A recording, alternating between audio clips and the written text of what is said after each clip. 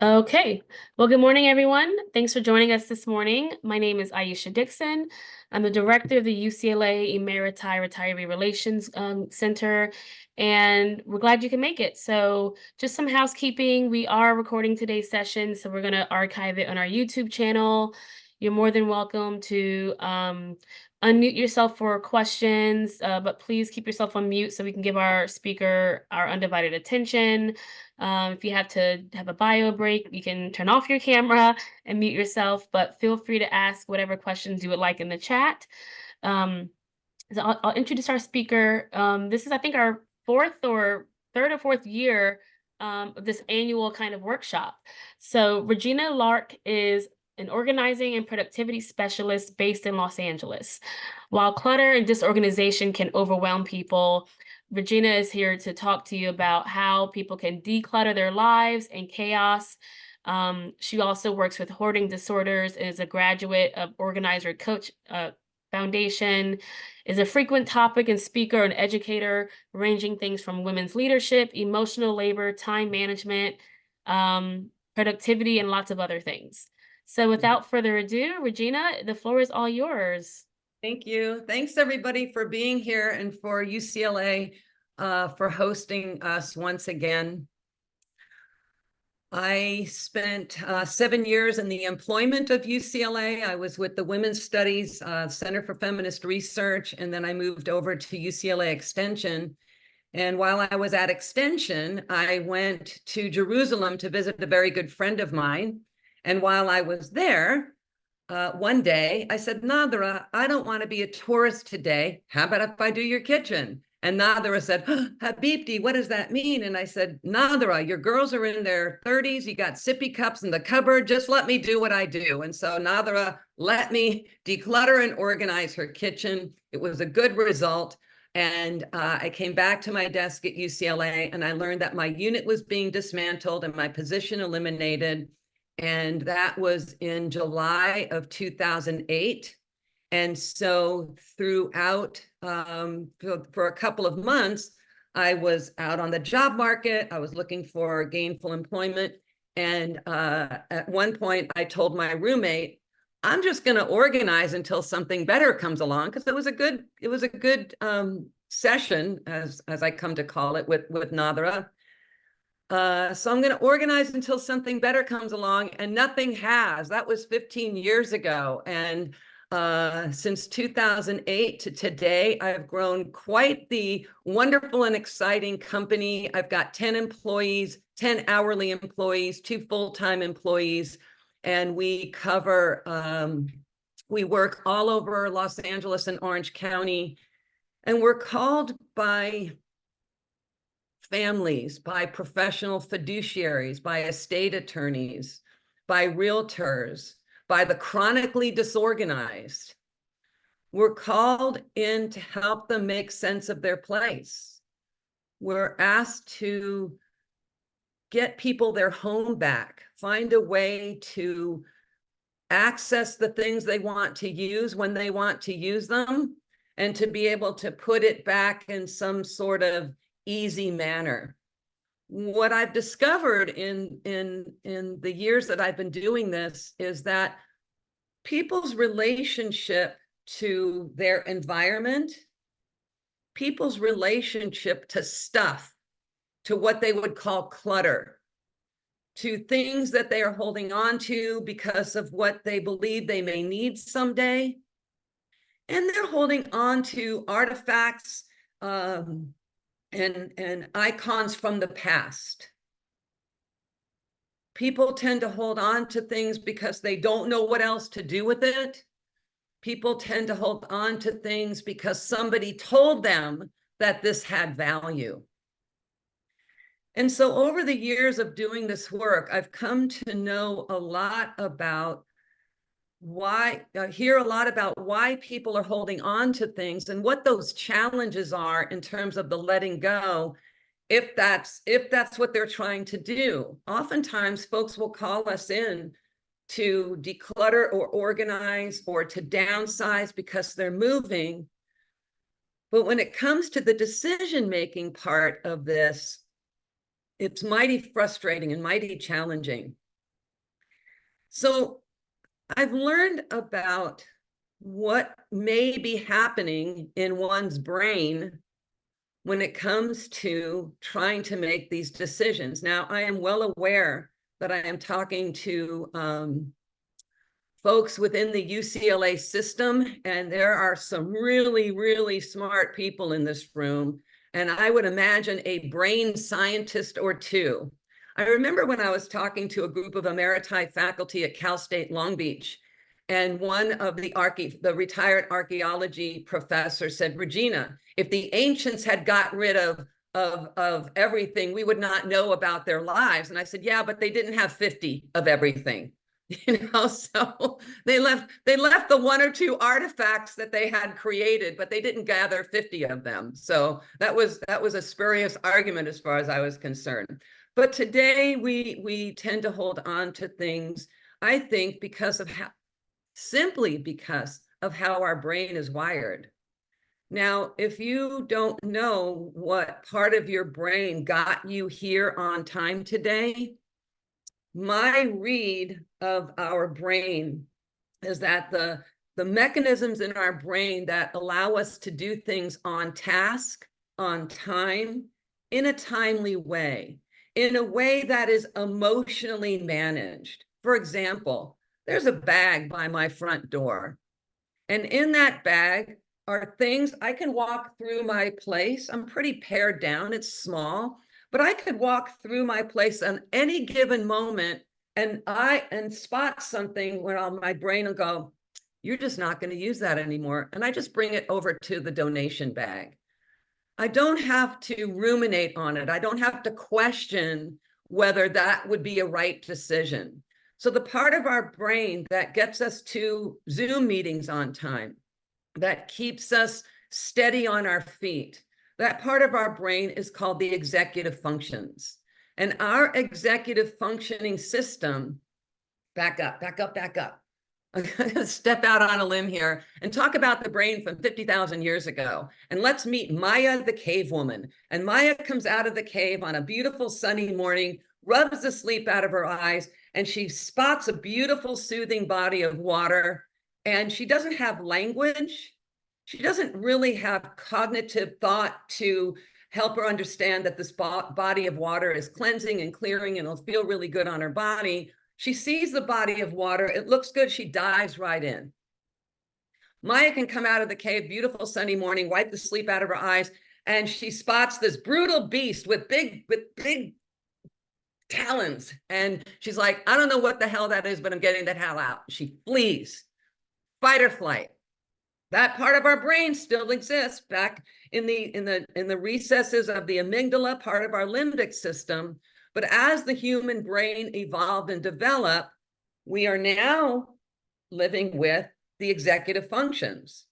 And sometimes when we sit down to do a task and we find ourselves looking at cute kittens on Facebook, I think that our executive function got hijacked by the amygdala. So our executive functions is itness when it comes to doing things on time, doing things in a managed way, doing tasks that are linear, progressive, time-oriented, goal-oriented. Our working memory is part of our executive functions toolkit. We are all born with our executive function skills, but folks who call people like me, their executive functions are weak or tweaked or compromised. We are either born with weak executive functioning skills, or along the way, they can be compromised by major life transitions, marriage, death, birth, divorce, cancer, COVID, neurological challenges, multiple sclerosis, to Alzheimer's, ADHD, a diagnosis of ADHD. By the diagnosis, these are executive function challenges. So here's what I witness when I am out in the field working with clients. We come upon a whole body of items that the client thinks that they may need someday.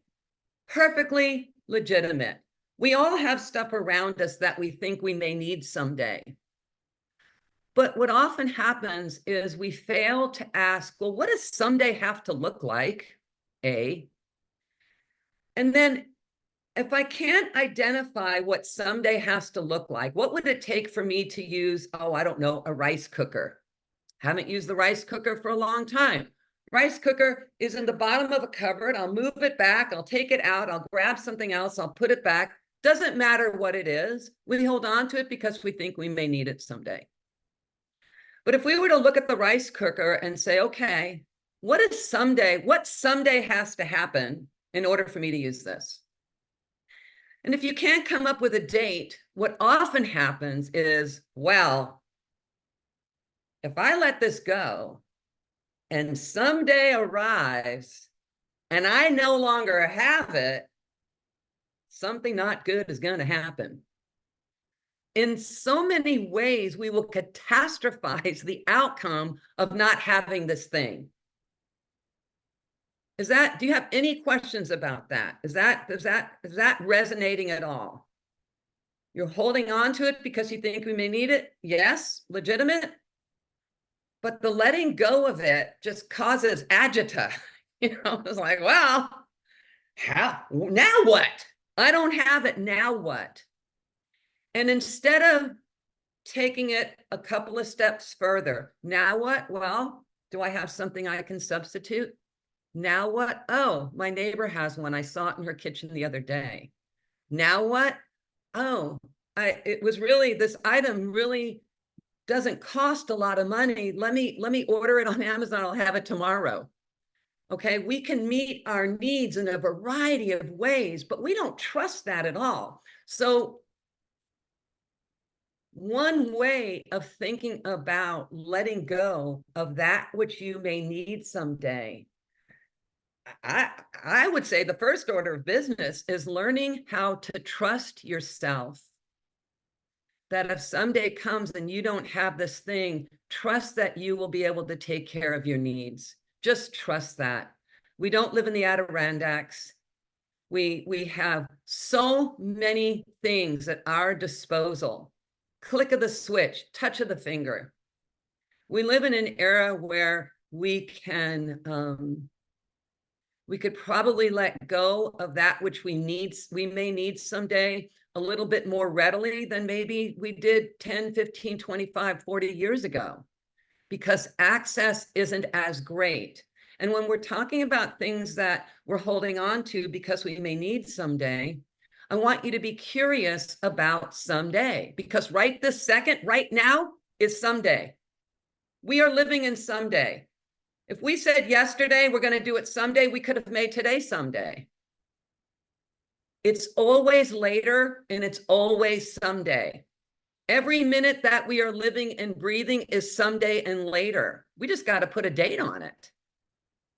We've got to affix a date and time to someday, because we are always in it. It doesn't sneak up on us. It's here. We are living someday. Someday I'm going to do a talk for UCLA, and someday has arrived. We put a date and a time on it. So as you're thinking of letting go of that which you may need someday, get curious. What does someday have to look like?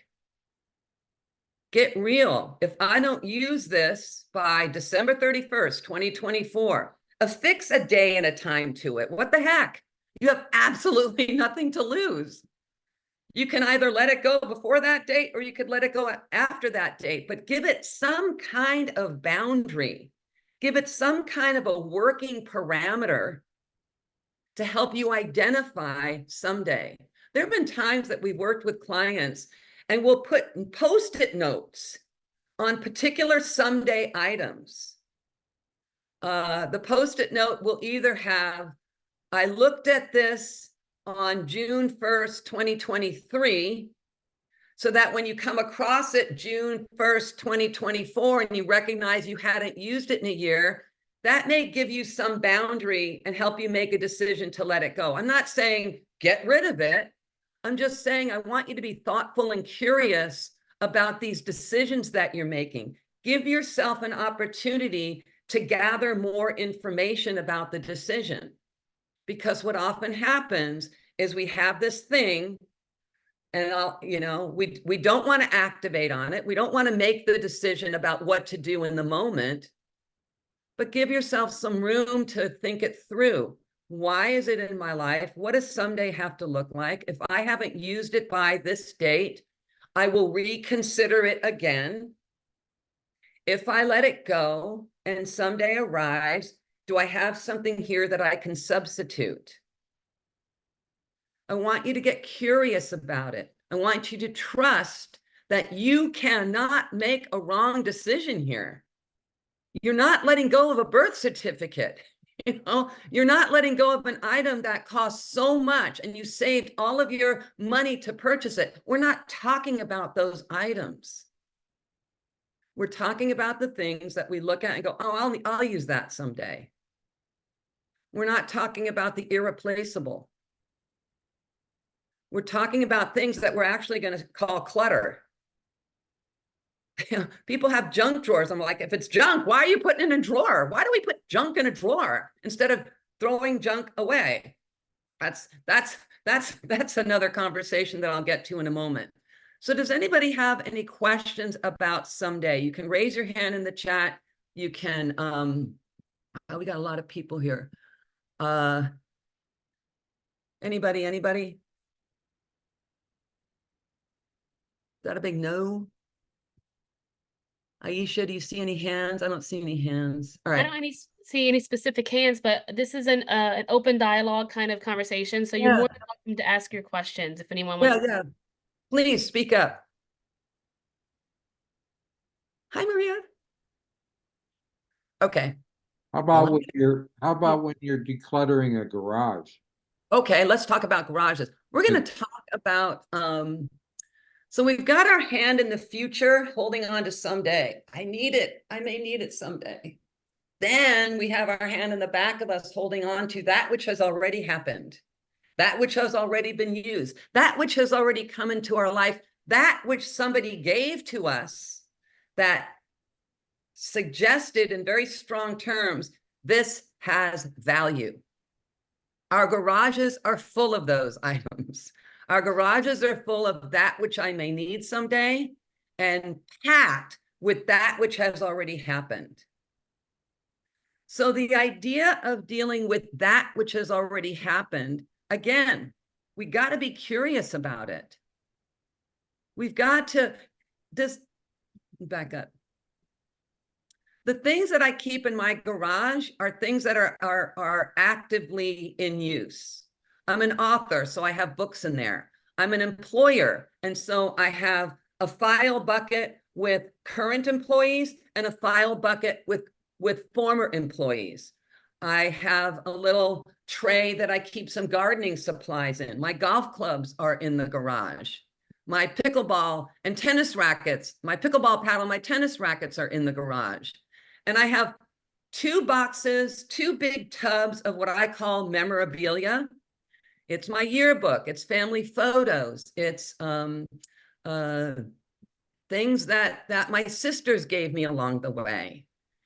And when I moved, okay, I'm glad you asked about the garage because I don't really talk about the garage. So I'm gonna tell a story about myself, and that is that's when I had to move. So I lived in a house in the San Fernando Valley, and one of the bedrooms in the house was my home office.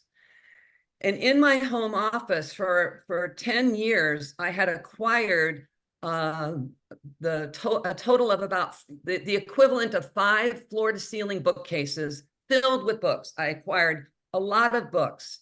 The books were brought in for me to teach my courses. I was an adjunct professor of history and women's studies at 3 or 4 colleges and universities in LA County. And I was also writing my dissertation. And so the books were brought into my home office for a particular reason, either to teach or to dissertate. Over a period of time, a couple of things happened when it came to my books. One, I love that you walked into my home office and I assumed the first thing coming in your head was, wow, did she read all of this? Wow, she must be really smart. I liked thinking that you thought about me that way. The other thing I really loved about the books, which was much more tangible, is that my cohort on campus knew about my bookcase, and they would ask me, do you have this book? It's going to take too long to get through interlibrary loan.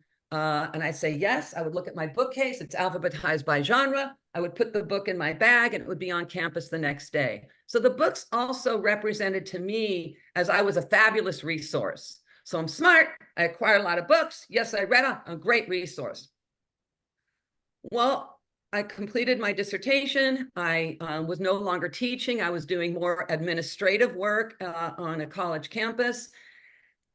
And I didn't think about letting go of the books. The irony is that the books did not diminish in value. The books appreciated in value because it was what I kept saying about my relationship to the books. So then one day I'm going to move, and I'm moving from a house to a one-bedroom apartment. And there's two things I know about Regina. I do not like being inconvenienced. So moving 5 floor-to-ceiling bookcases to a one-bedroom apartment would have certainly inconvenienced me. 2, I will never pay for external storage. I want to be able to live within my means. And so if I wasn't going to pay for external storage, the books would have to come to my apartment, and I wasn't going to be inconvenienced. So I remember standing in front of the bookcase, and I had a come to Regina meeting. It's like, who are you without all these books, girl? And still smart. No one can take my degrees away. And the linchpin of it was I loved being a resource. I loved being the person that you would call saying, do you have? And I can say, yes, I do. In order to assuage my sense of anxiety about being a resource, I had to consider that one day I will find another way to be a great resource. And then lo and behold, a few years later, I start a clear path, and on my website, I've got this great resource list of where to donate and get rid of everything. So again, my need to be a resource was met. I didn't have to have the evidence of the books to do that. When I decluttered, I put an ad on Craigslist, and a really smart young grad student from Cal State Long Beach in my fields of study came over. We filled her car until the tires were flat. I can still hear the carriage of the car leaving my driveway scraping out. I waved a promising young scholar off with the best library she could have possibly acquired. I still have 4 books from that purge, and I relieved myself of the burden of the books. The other thing that happened in that move was to bring to my one-bedroom apartment 6 giant tubs of Regina's memorabilia. And what I did for myself was I emptied each tub. I laid it out on the countertop. I pulled a couple of things from each. I made the decision, and this may sound a little harsh, but I decided that I'm going to keep enough stuff from my grandparents, from my 3 sisters, and other categories. Whatever I keep from each category has to fit into a 1-gallon baggie. I don't want to be inconvenienced. And so the decisions were judicious and brutal, but I know for me, I kept the best of the best. Decluttering and organizing is time consuming. It's tedious, it's mundane, it can be very boring, it can be very emotional. So my next big suggestion is that those thoughts and feelings resonate when you're thinking of doing a project, get somebody to do side by side with you, get a buddy in there, and then reciprocate, because chances are they're having challenges too. So when I think about letting go of the past, I have to think about what parts of this past continue to serve me in my life today. What I want to have around me are only those items and artifacts that uplift and elevate my spirit. I don't want to be reminded of old relationships. I don't want to be reminded of sad times. The sad times are tucked away in my heart or on the therapist couch. I personally don't know that I need evidence of every wonderful thing that I've done in my life. So again, it's a very thoughtful way of going through your things. Sometimes we have stuff in our space that someone in the family, someone from long ago said, we paid a lot of money for this. This has value. Now, it may have had value to the giver, but the receiver may not see the value, but well, the giver said it has value, so I should keep it. It's another word I want you to eliminate from your vocabulary, should. I should keep this. I shouldn't let go. Think it through. Think in a more judicious way. What is currently serving you? The things that you see, I work from home, and the things that you see behind me are all treasured items. I have curated my life to be surrounded by that which fills me up.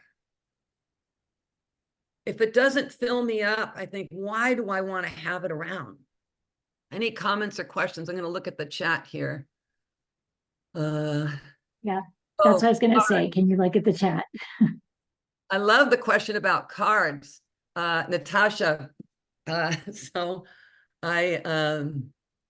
here's my thing about cards. First of all, if you And let me quote my husband. He's like, we need to keep every single card that we've exchanged. Valentine's Day, birthday, anniversary. So I would love to hear what you think. Well, sorry, I don't know about need. Maybe it's a desire, but here's how I deal with cards. Every year I get cards for my birthday. Now, getting a card for your birthday is kind of interesting because you had absolutely nothing to do with being born. So parents should get cards, I think, every year. Yes, I do. I got my parents really drunk that day. Hang on, Natasha, hang on, mute. So every year I get cards. And every year, whether it's the holiday card or a birthday card, every year I give my cards permission to be displayed for 2 weeks. I gave them permission. I display them for 2 weeks. At the end of the 2 weeks, I do one more pass through the cards. And if there's an incredibly deep and warm and loving sentiment, that's probably a keeper. If it's happy holidays, Merry, bye-bye. If it's so I mean, that's my criteria. If it's something deeply warm and sentimental that it's handwritten, I will keep it.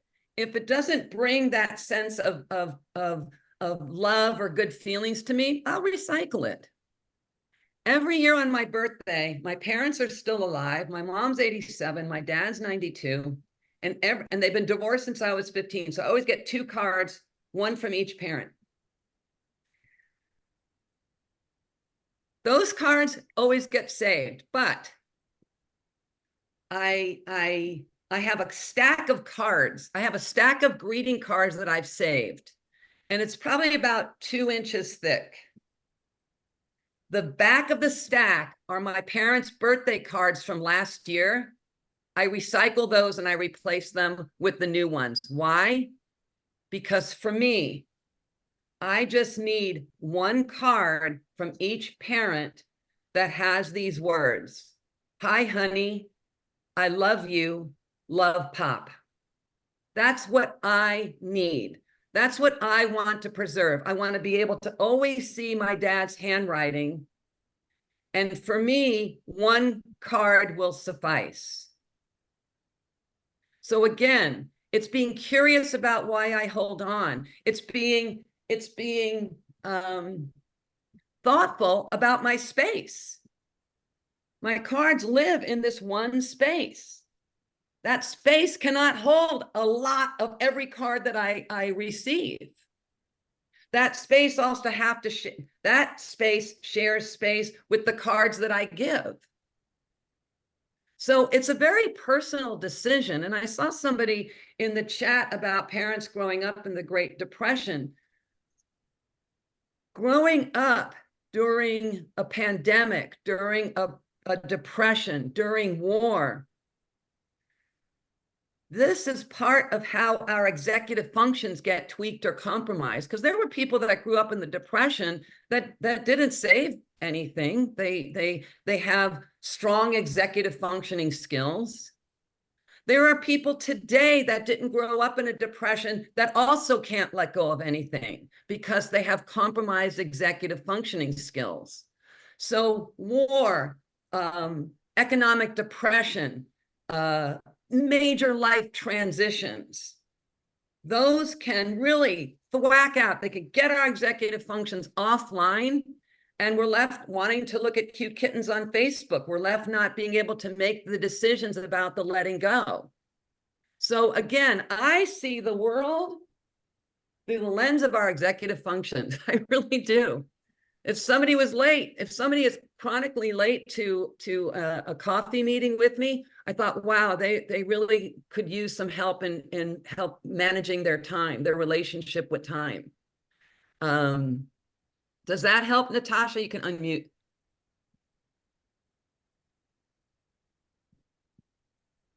I'm going to look at yes, yeah, it does. Thank you, Regina. Thank you. nice. I'm going to look at a question here from Cheng Sim. It says, how do you deal with an artist who collects materials for future artwork, but the materials are stored for 15 years? Again, it's a personal decision. Our brains can only manage to go from beginning to end 3 to 5 projects at the most. At the most. So if we are surrounded by a group of unfinished projects, here's my suggestion. Either, it depends, either identify the 3 to 5 projects that you are closest to completing, or the 3 or 5 projects that you're the furthest from completing. Because not completing a project often means that you don't have the right materials to complete. You haven't put a block of time into your calendar to complete. You need the assistance of somebody else to complete. Back up.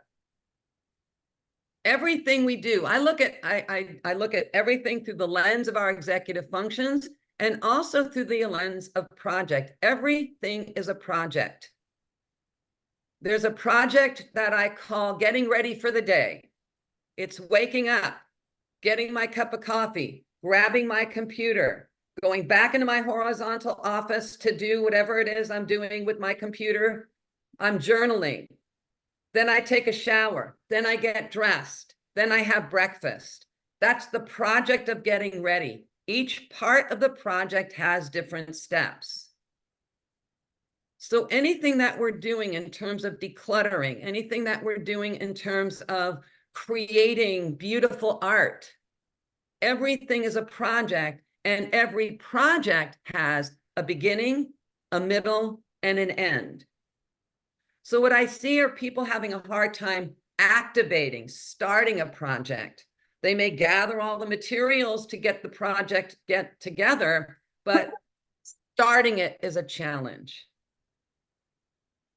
Getting to the middle and stopping, another challenge. What's the block there? Getting from the middle to the end and not completing the project. What's the block there? So I think in order to increase the likelihood of our success, focus on 2, 3, or 5 projects. Make a decision. I'm going to work on this project because I have the most materials available to me to complete it. Another way to increase the likelihood of success is to put it on the calendar. For all of the crafting materials that you're not using, put them in a bin and tuck it away for future use. I hope that helps. All right, let's see. Declutter and being environmentally conscious. We dealt with the cards. White elephant, bad Santa gifts. Don't bring them home. That's simple. I'm terrible. No, I'm not terrible. I'm really smart when it comes to stuff I don't want. I tell the person I don't want it. I went to a number of holiday white elephant things, and I will just give whatever I got away. I'll just give it away. Anything that comes through my front door, I'm pointing to my front door. It has to earn the right to live with me. If it doesn't uplift and elevate me, why do I want it here? So it starts with, what are you bringing through your front door? No one's holding your feet, no one's twisting your arm to get it in there. Hell, no one's even twisting your arm to get it in the car. Heck, you could just stop by Goodwill on the way home and just deliver it there. Truly and really, it's up to you. I had to finally tell my mom, I don't cook. I don't want a garlic braid. Now I get Trader Joe's gift cards. Perfect. It's the perfect gift for Regina. You know, if I want to give a gift to somebody, it's really about understanding who they are. Otherwise, I will provide an experience like a gift card to Trader Joe's. I'm kind of brutal about that because I'm very, very protective of my personal space. And I don't want anything in here that I'm going to not like. So again, it's all up to me. Any comments about that? Yeah, don't bring it home. I do the same thing with the white elephants because that was my comment. And Yeah. I don't keep them. I get rid of them right away. I either regift them or I donate them somewhere. I get rid of them. Yeah, and again, that's an executive function thing because you could also say, well, I don't want it, but I know who does. I'm like, stay out of the end user. And I want to address the question of somebody who said environmentally conscious, discarding the items. Here's an unpopular thought. If you have a lot of clutter and you really want the stuff you don't want to go to somebody because you don't want to harm the environment, get over yourself and just donate it. Get it the hell out. It is not serving you. Get it out. Once you have cleared the path, once you feel that your place is under your control, and if you come across an item that you're going to eventually donate, put it by the bag in the door, and once the bag reaches a certain level, donate it. Really, it's all about you. We're every airplane that I'm on, I hear about bringing the air mask down to myself first. That's what we got to do here, folks. You've got to take care of yourself first. I know we want to recycle. I know that we don't want to put things in a landfill. There are nonprofit donation centers all around town. Drop it off. If they don't want it, drop it off to the next one. Hazardous waste goes to appropriate recycling places. There's the UCLA has this great drop-off center off of, I can't remember what the hell the streets were. If anybody knows that, please put it in the chat. Gailey and Strathmore. Yeah, Gailey and Strathmore. You just pull up, they take it out of your car. Thanks, Mary. They take it out of your car. It's e-waste, it's hazardous waste, all your half-empty paint cans, they will take it. just find out what times they're open. It's like, I don't even know. I used to live over near there, so I passed it all the time. But I think it's Saturday mornings. take it on Saturday mornings. But look it up. It's also, there's Hyperion Waste up up in the South Bay, but there are places that you can do this. Call 1-800, don't call 1-800, call a Clear Path, and we'll send Richard over to take those things away for you. But yeah, you want to be mindful about where your things are going, but I would rather you put it in a bag and just drop it off at the National Council for Jewish Women or Goodwill or Savers. Let them deal with it. You're there to clear your path, and you're going to think more about yourself versus who can use it. Anna, stuffed animals, don't know. Goodwill won't take stuffed animals. Michael Hall, who takes stuffed animals? No, I don't take stuffed animals. I'll make a comment when you have a chance. Okay. I don't know. I would say homeless shelters, those types of places might do that. It's hard to get rid of stuffed animals, mattresses, pillows, bedding at traditional donation places, but other types of organizations would take that type of thing. What else? Digital clutter. Ugh. I hired someone to organize my digital photographs because I didn't want to do it. It was tedious, mind-numbing, boring, and time. I didn't want to do it. So I hired an organizer who specializes in photo organizing to take all of my pictures from Facebook, all of my pictures from my phone, all of my pictures online, and just create albums. That's not something I wanted to do. So it's, again, doing the work of decluttering. It's got to be on the calendar. You've got to give it a block of time. One of the challenges I think that a lot of people have when it comes to doing their own DIY declutter project is this. They seriously don't know how long it takes them to do anything. I'm going to suggest, if that's you, if you're somebody who uses the word time a lot, I don't have time, there is no time, I'm out of time, I'm never on time, time always gets the way with me. What time is it? If you're someone that uses the word time a lot,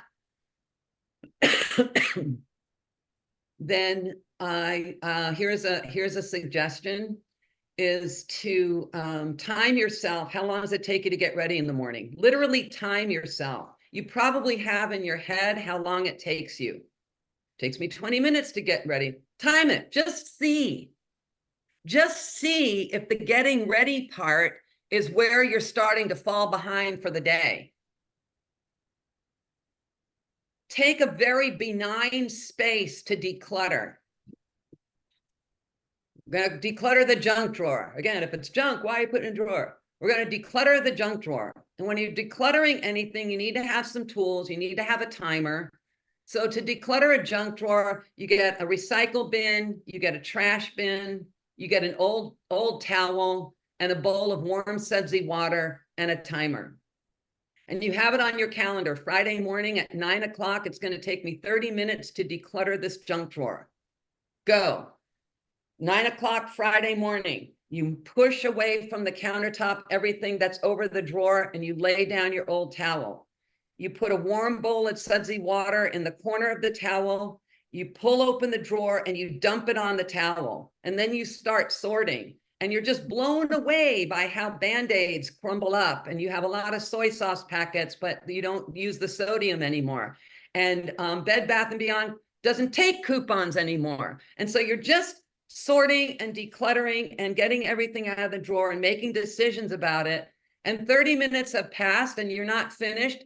Good information. Next junk drawer, you need 30 more minutes.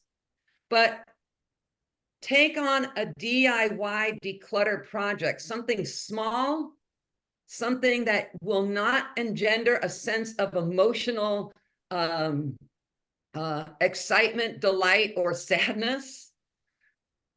Time it and just see what kind of time you need to do these projects. Because if time is not your friend right now, when it comes to meeting your goals, you've got to get a handle on that, or bring in some help to get you through that initial phase so that you get used to developing a better relationship with time.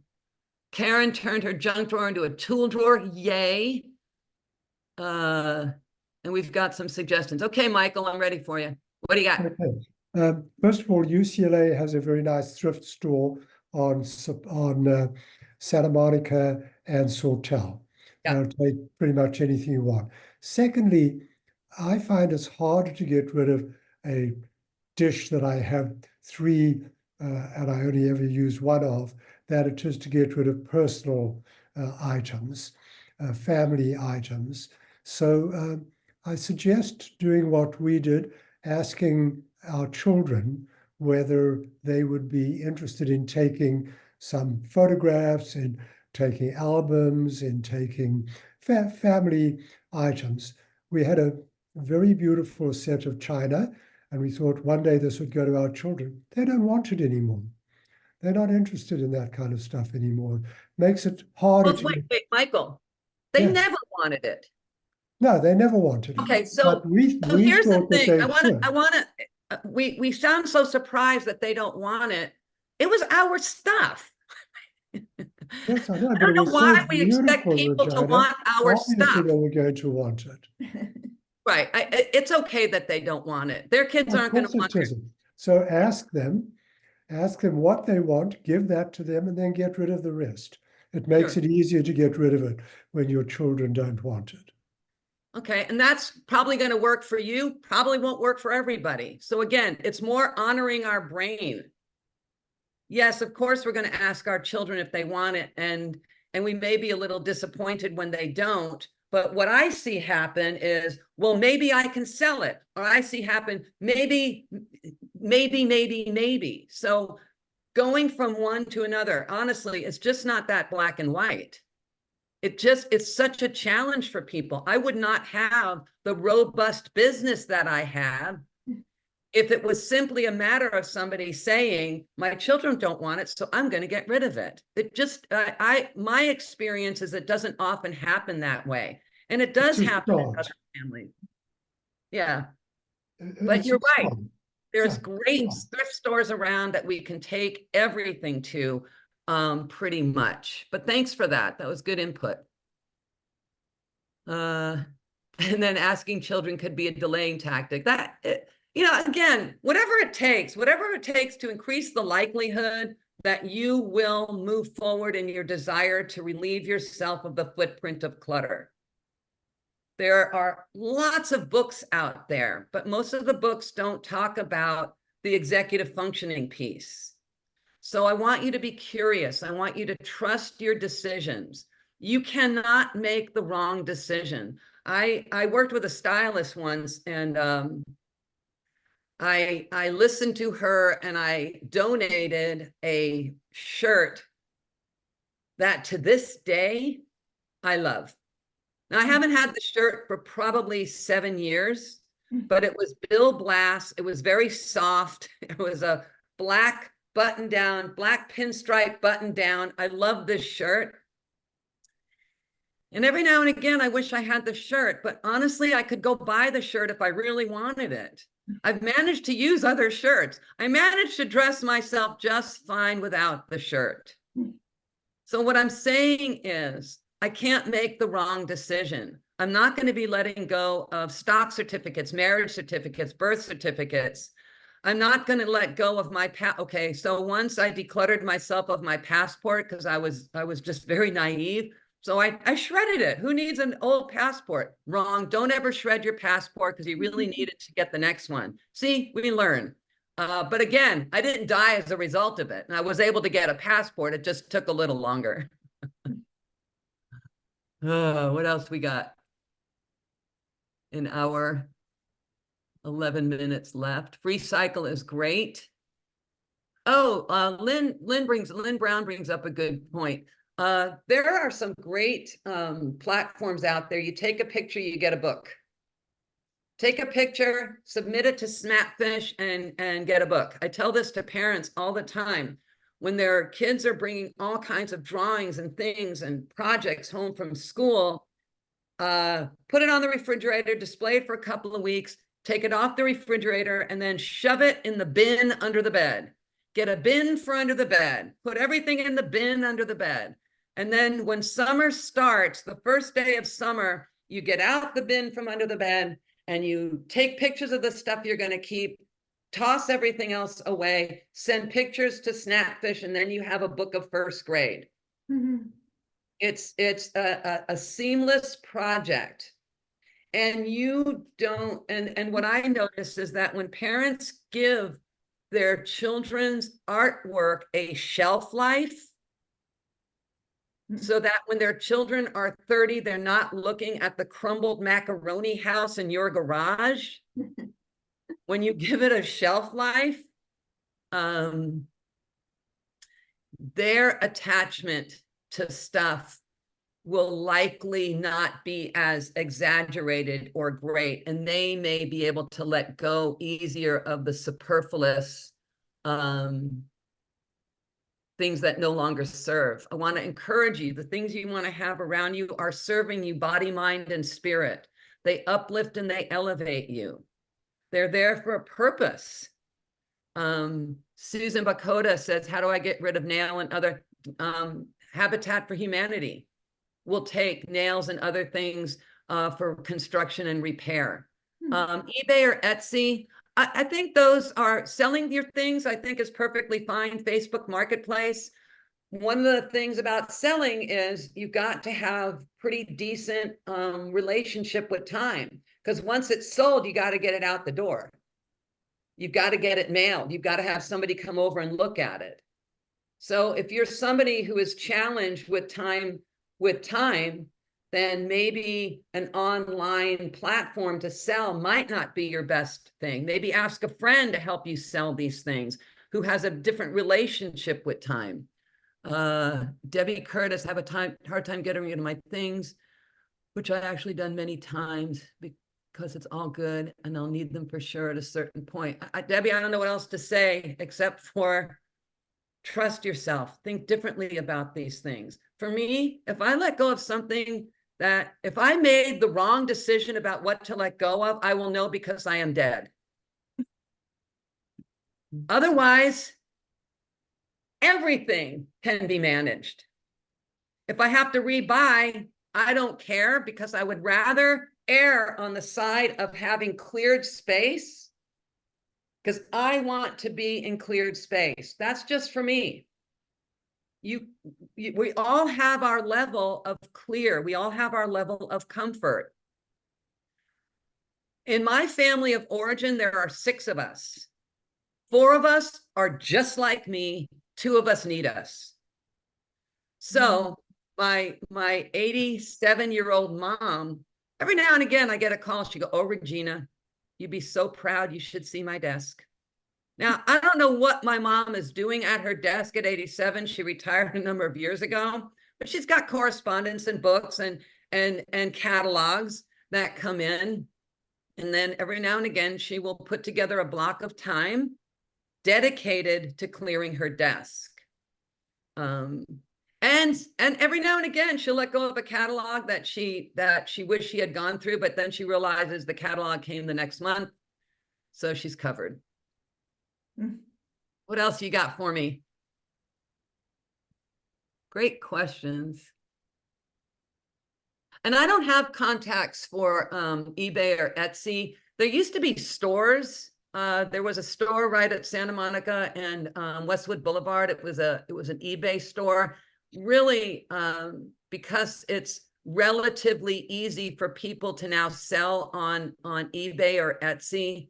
Etsy is for what you're crafting. So it's not something you're going to sell used items. Etsy is for things that it's for people who are creating or manufacturing products. eBay is to sell what you have. So my best suggestion is if you know anybody who has good time management skills, then ask them for that help. Let's see. Yeah, buy nothing Facebook, you give it away. I mean, there's so many great options out there to encourage the letting go. Thanks for all of these great resources. Regina, in the question and answer, Carol says she seems to be the family depository. You kind of touched on this, family but long gone and family that now have their own homes. I am sentimental, find it hard to just move things out. Talked about that a little bit too. Also, getting started, it is hard because the amount is overwhelming. So maybe you can touch on those a little bit. Sure.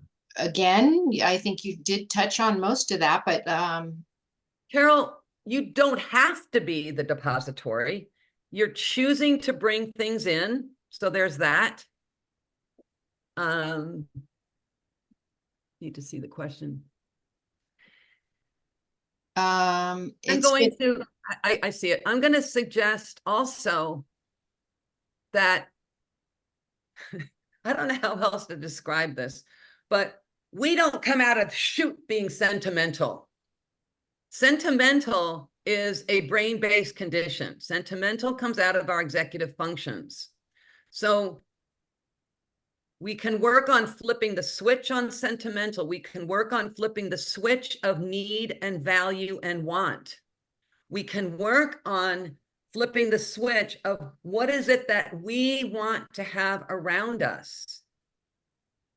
If we can't talk other family members into taking the burden off of us, then bring somebody in to help you get it boxed up and donated. Getting started is hard. I know the amount is overwhelming.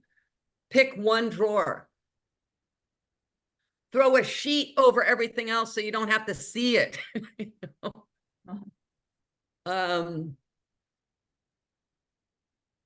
Whenever I think about getting started, I always start singing the song from The Sound of Music. Let's start at the very beginning, a very good place to start.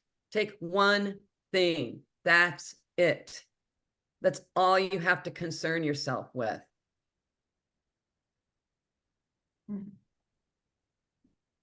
What else?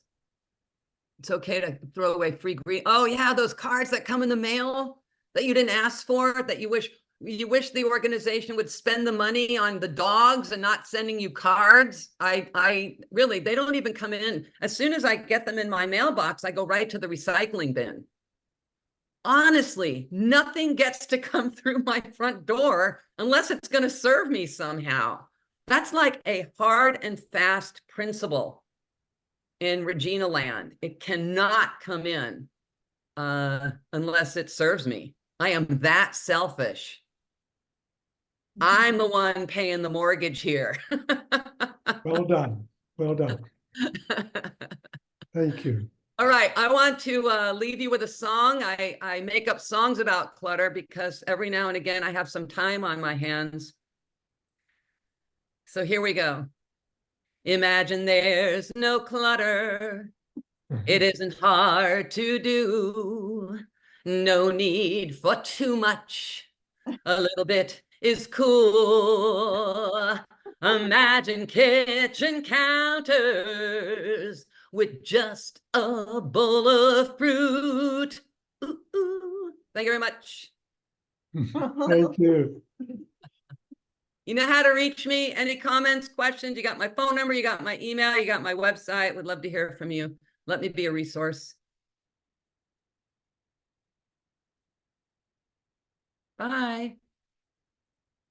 we're all good. Nobody has any more questions. We're all going to go home and I missed the front. everything. I missed the first part of it. So if you'll send Regina's email and website, that would be great. Yeah, Aisha will send a follow-up email to everybody in attendance, and it will have the resources that Regina has talked about, and Regina's information, and all kinds of good stuff for you. Thank you, Maria. The YouTube site will be included. Yes, the song was great. Yes, thank you. And it looks like Lamb has also put Regina's information in the chat. But teamwork is dream work. yeah, yeah. Bye, thank you. Yeah, if that's it, I just want to thank Regina very much for coming and speaking to us today. And thank you all for coming and being participants. Hope everybody has a great rest of your day, and feel free to reach out if you have any questions or comments or anything. Thank you guys. Take care. Bye-bye.